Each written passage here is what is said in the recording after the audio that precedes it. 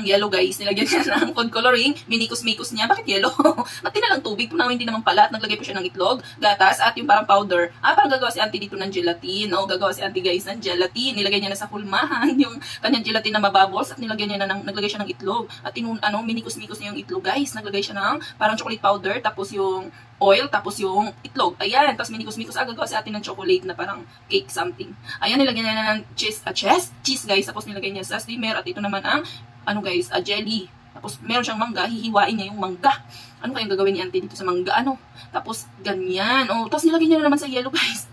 Ang gulo. Bakit favorite niya yung yellow? Tapos hiniwa-hiwa niyang gayaan. Bakit kailangan? Tapos meron siyang molder. Lagyan niya dyan. Bakit di na lang niya diniretso? Pangdagdag lang sa hugasin talaga to si auntie. Tapos ayan, nagpapakulo siya ng parang guys, iba't ibang kulay. May gata siya. Meron din siyang pandan. Gagawa siya ng sauce doon sa kanyang, siguro, sa kanyang akala ko talaga, ilalagay yan doon. Gagawa siyang gelatin. Ilalagay pala niya dyan sa malagkit, guys. Alam ko nang gagawin ni auntie. At bakit mayroon siyang isda? Alam ko nang gagawin ni auntie. Sticky rice yun, guys, na may mangga. Tapos ito, may isda siya, guys. Ilagyan niya ng itlog. Tapos pinrito niya. Tapos, masarap kasi yan, guys. Pangka-crunchy kasi yan, yung itlog. At itong kangkong pagod na si auntie. Maghimay-himay, guys.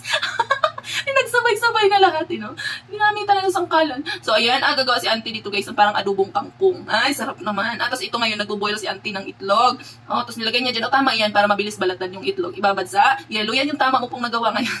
Tapos dito, guys, nagsaute si auntie ng maraming, sili na may tubig. Gagawa kasi siya, guys, ng parang ano bang tawag ng ulam na yan? Basta yan, di ba, ang ganda na ng kanyang presentation. Yun yung sinabi ko, kanina, na masarap yan siya, guys. Ayan, ang galing ni auntie. Thank you guys for watching. At gagawa naman si ate dito na parang coffee jelly yata itong gagawin ni auntie.